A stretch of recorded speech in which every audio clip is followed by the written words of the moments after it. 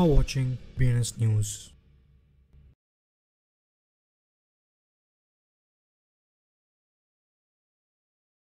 నమస్తే BNS Telugu news channel కి స్వాగతం సుస్వాగతం. నేను మీ వెంకట్ సాయి కుమార్. ముందుగా వార్తల్లోని ముఖ్యాంశాలు.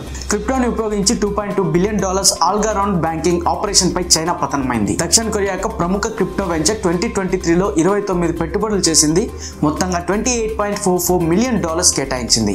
రాబర్ట్ షిల్లర్ రష్యన్ ఆస్తుల్లో $300 బిలియన్ జప్తు చేయడం డాలర్ వ్యవస్థకు విపత్తు కారణం కావచ్చని హెచ్చరించాడు.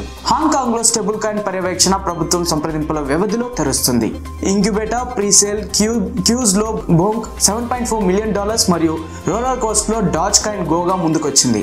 గ్రే స్కేల్ నగదు విముక్తి నమూనాకు స్వీకరించడానికి SECతో బిట్ కాయిన్ ETF ఫైలింగ్ ను సమర్పించింది. RNDR వేలు 1 మిలియన్ టోకెన్ ని బినాన్స్ కి బదిలీ చేయడం అనుమానాలను రేకెత్తిస్తుంది.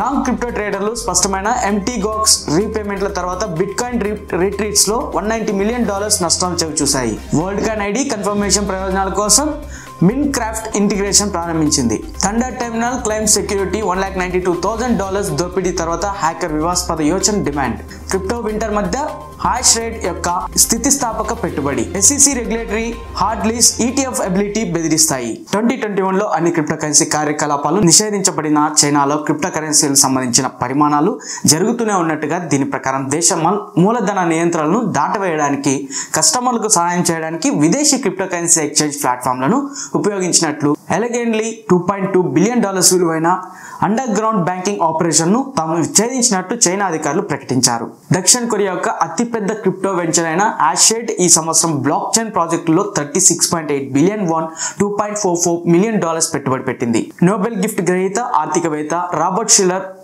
పాశ్చాత్య దేశాల్లో రష్యన్ ఆస్తులు జప్తు డాలర్ మధ్య ఆధిపత్య ఆర్థిక వ్యవస్థ యొక్క స్థిరత్వంపై చూపే ప్రభావాలను వ్యతిరేకంగా హెచ్చరించారు. సురక్షితమైన మరియు మరింత నిర్మాణాత్మకమైన క్రిప్టో కరెన్సీ మార్కెట్ను నిర్ధారిస్తూ స్టేబుల్ కాయిన్ జారీ చేసే వారికి నియంత్రించడానికి ఒక ఫ్రేమ్వర్క్ను ప్రవేశపెట్టడం ద్వారా హాంకాంగ్ ప్రభుత్వం ఒక రూపాంతర దశను ప్రారంభిస్తుంది. ఇంక్యుబేటా క్యూబ్ అనేది AI ఆధారిత క్రిప్టో కరెన్సీ. ఇది ఇటీవల వేగంగా అమ్ముడుపోతున్న ప్రీసేల్ దశలో $7.1 మిలియన్ పైగా సేకరించింది. మైల్ స్టోన్ తాకింది. ఇంక్యుబేటా ప్రీసేల్ ప్రత్యక్ష ప్రసారం అయినప్పటి నుండి క్యూబ్ విలువ వేగంగా పెరుగుతుంది. టోకెన్ $0.007 నుండి $0.01925 కి పెరిగింది. ఇది పెట్టుబడిదారులకు రాబడిలో 175% ప్రాతినిధ్యం వహిస్తుంది.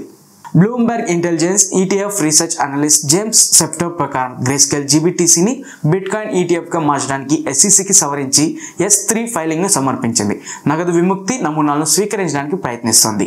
కింటెక్ క్యాపిటల్ సుమారు $2.51 మిలియన్ విలువైన 5 లాక్ RNDR ని బినాన్స్ కి తరలిస్తుంది. క్రిప్టో మార్పిడి ట్రాన్స్ఫర్ ఇటీవల కాలంలో రెండవదిగా కింటెక్ క్యాపిటల్ RNDR యొక్క 8వ అతిపెద్ద హోల్డర్. ఇది కదలికలను ముఖ్యమైనదిగా చేస్తుంది.